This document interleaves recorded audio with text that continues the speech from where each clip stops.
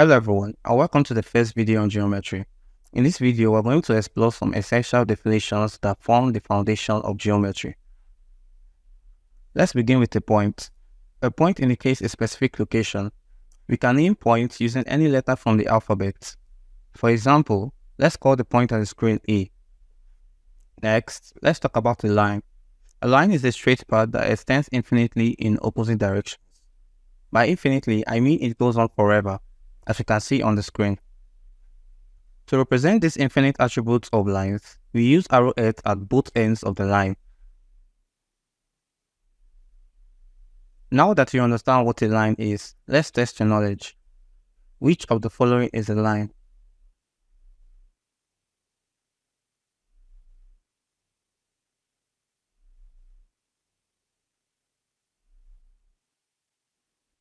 Remember, a line is a straight path that extends infinitely in both directions.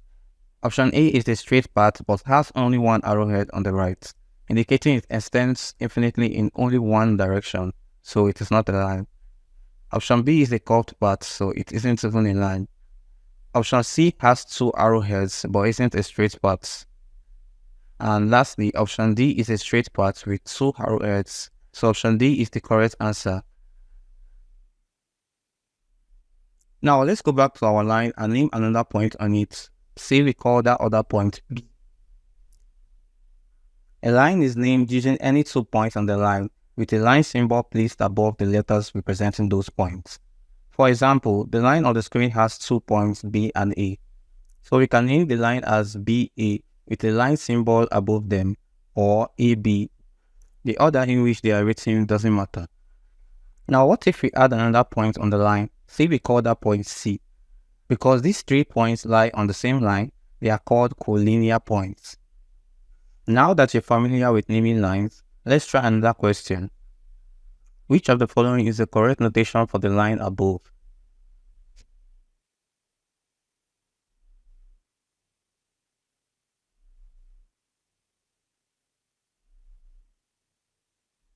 It turns out that all options are correct. A line can be named using any 2 points on the line, with a line symbol above them. For options A to D, the points used are on the line and the line symbol is correctly placed. Now back to our line. Suppose we take a part of that line, say from B to C. What we now have is called a line segment. A line segment is a part of a line with 2 endpoints. It is named using only the endpoints of the segment, with a line segment symbol, which is a horizontal bar placed above the endpoints. So from the line segment on the screen, we see the endpoints B and C. So we can name the segment BC with a horizontal bar above them. Now that you know how to name a line segment, here's a question for you.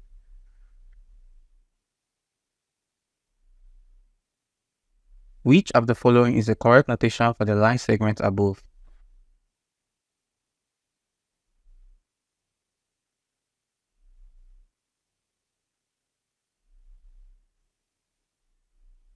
We said that a line segment can be named using only the endpoints of the line segment. Option A is incorrect because point A isn't an endpoint of the line segment.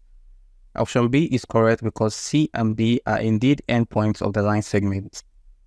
Option C is wrong because A isn't even an endpoint.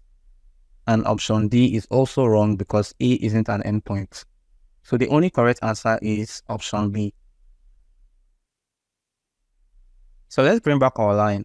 Suppose we want to extend it in only one direction. What we get is called a ray. A ray is a part of a line that starts at a point and extends infinitely in one direction. A ray is named by using its endpoint first, followed by any other point on the ray, with the ray symbol placed above the 2 points. From the ray on the screen, we see that it has the endpoints B and the points A and C. We can name the ray as BC with an arrow placed above them. Now, can you think of any other notation for this ray?